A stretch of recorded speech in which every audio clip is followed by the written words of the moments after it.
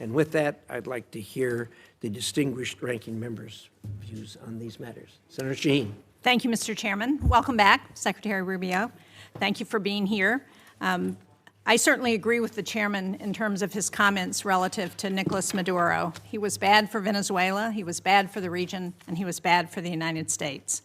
I think the question we have to ask now is, was the raid to arrest him worth the cost? And I also share the chairman's admiration for the military operation that took him out.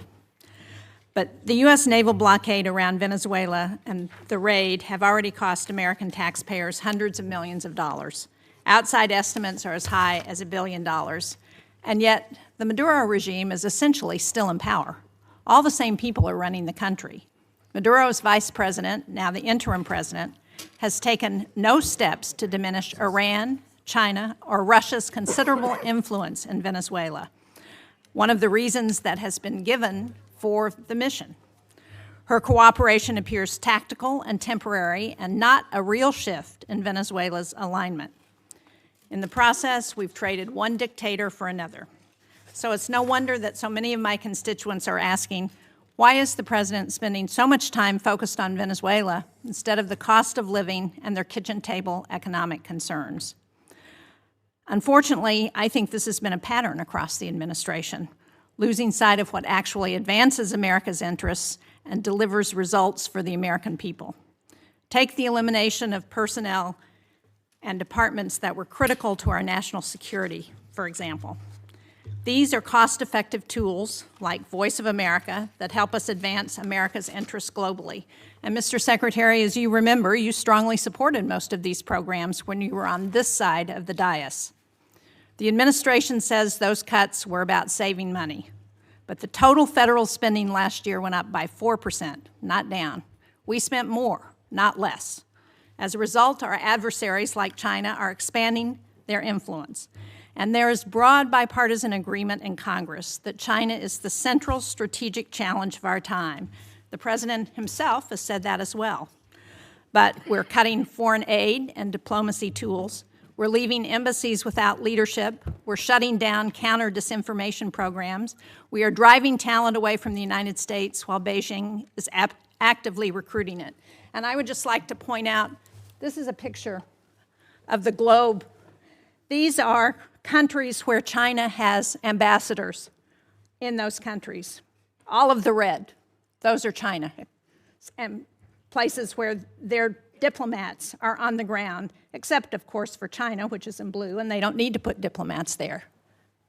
This map, this is where we have diplomats. You can see the red is where we're filled, and look at all of the white, where we do not have ambassadors on the ground. We're even giving China some of our most advanced semiconductors.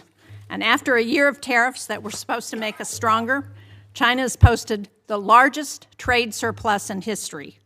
And American families are paying more at a time when the prices were already too high. Since the start of the tariff campaign in 2025, U.S. manufacturing employment has fallen by anywhere from 50 to 70,000 jobs, depending on whose estimates you look at. That's a trend that undercuts promises that tariffs would bring factory jobs roaring back. And instead of creating a united front against China, we're pushing our closest allies into their arms. Just look at Canada, whose business with the state of New Hampshire has been really critical. They recently cut a trade deal with China because they no longer view the United States as a reliable partner. Pushing allies away like that is not strategic competition, it is unilateral disarmament.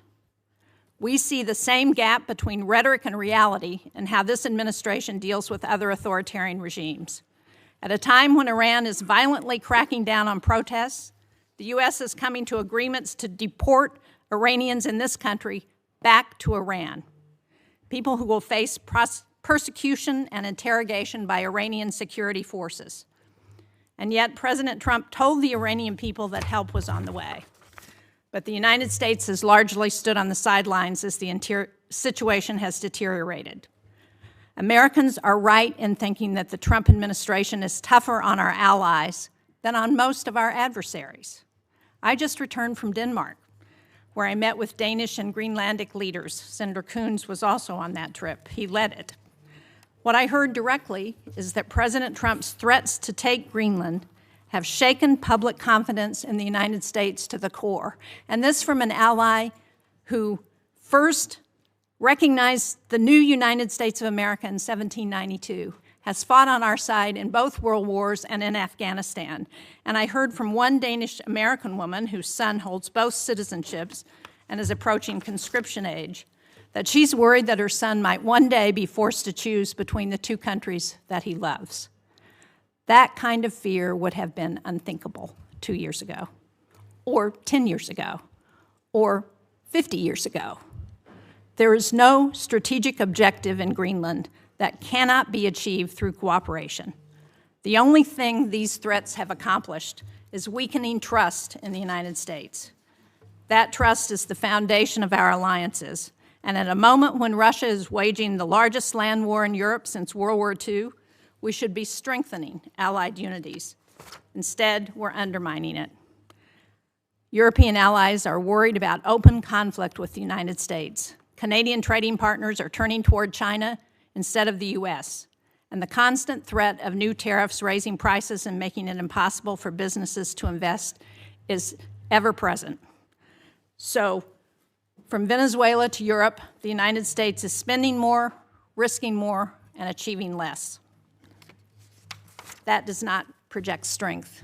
It hands our adversaries exactly what they want. Thank you, Mr. Chairman. Thank you, Senator Shaheen. We're now going to hear from Secretary Rubio.